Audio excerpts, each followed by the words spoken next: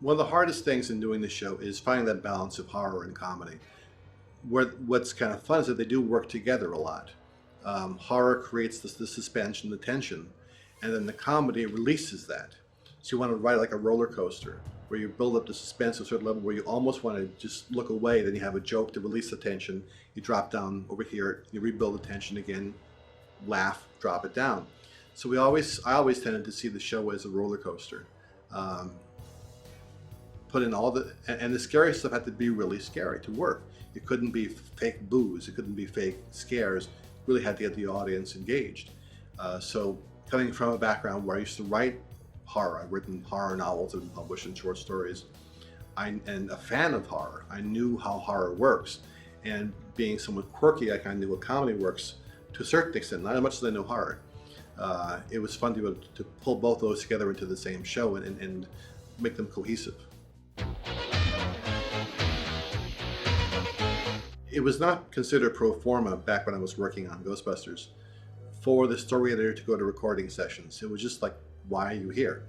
But because the show was so character oriented, because oftentimes the humor was very specific and the references were very oblique, it became more important to go there. If there was a reference to mythological creature or entity, if there was a bit of language that is not the norm, someone had to be able to explain to the actors what this means. If you're talking about the Necronomicon, if you're talking about an alien spirit that has, or a mythological creature that has a strange name, how do you pronounce it? What's the background on it? And to work with them on character. A lot of animated shows by that time were very superficial character-wise. They were just, run and jumps for the most part. But these dug down deep into the characters. So for me, it was important to be there to work with the actors so they would understand where they were coming from and what this meant down the road for them. For me, it was a great joy to be there because that's when it comes to life. When you see the actors actually in the same room, because they wouldn't put them in booths. There was like one big room, you have all the actors sitting side by side with each other in this room, riffing off of each other. And sometimes it got really very funny, and things that were not in the episode were often the funniest of all because they'd be riffing off of each other and extemporizing and improving things that were far too rude to ever end up in a cartoon episode. And I would just be on the floor. They were very talented, very bright people, and the chance to be there to see them act this, and because I was there, they were kind of showing off a little bit, and perhaps coming to the party more than they might otherwise. So it was a great opportunity to hear the words being acted, see these great guys doing terrific work, and that was to me the fun. The story editing, the working with the designs, that was all the hard work, but to sit back and watch it performed, that was the fun. Our biggest nightmare was always that having Maurice LaMarche, Lorenzo Music, and Frank Welker sitting next to each other, because it was like the kids in class who you never wanted to have sit together in the same row. This chaos would ensue. Frank could do anything. Any kind of a sound effect, monster, creature, whatever it happened to be, playing Ray. He could do he could not only do those other voices, he could do everyone in the cast doing their voices. I was there one particular day when it was very early in the morning and Lorenzo had not slept very well and was kind of just tired. And we were going through the episode and Lorenzo's line comes up next and he misses his cue.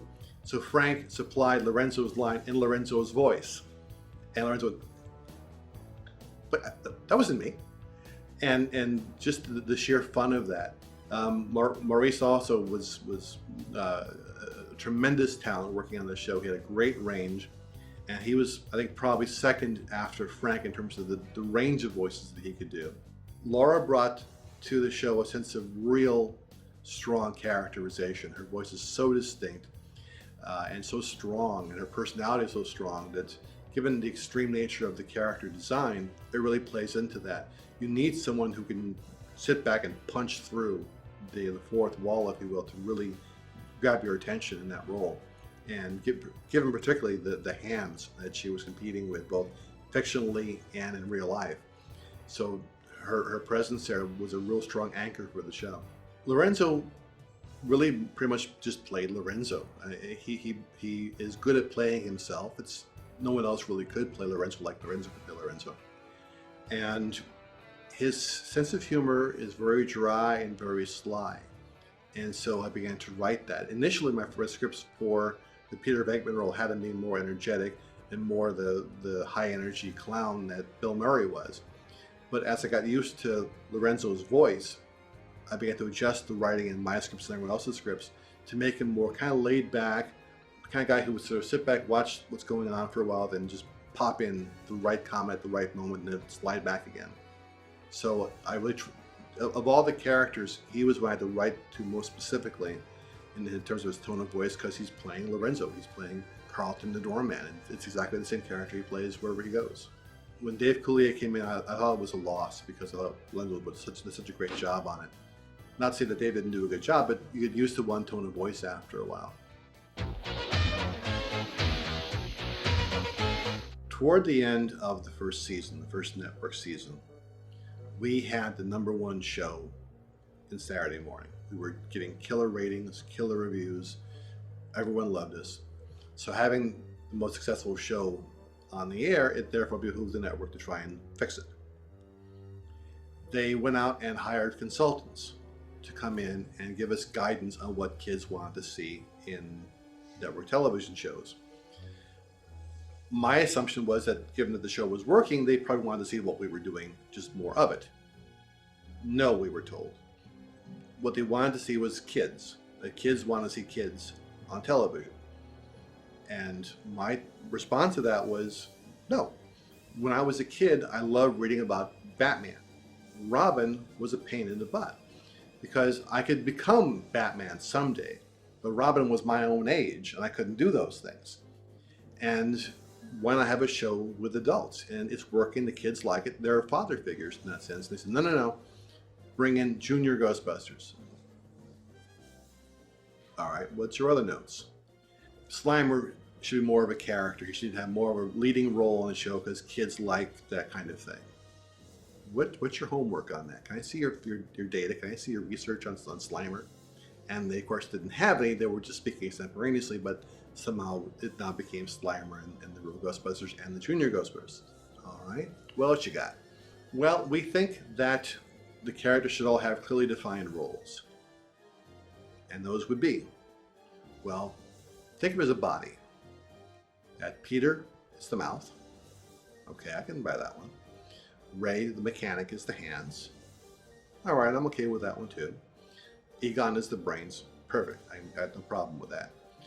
And Winston, our only black character, was the driver. Hang on, hold the bus a second.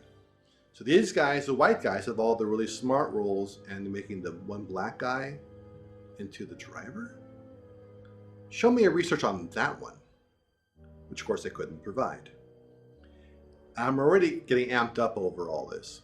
Then he said, now let's talk about Janine. Okay. Janine's completely wrong.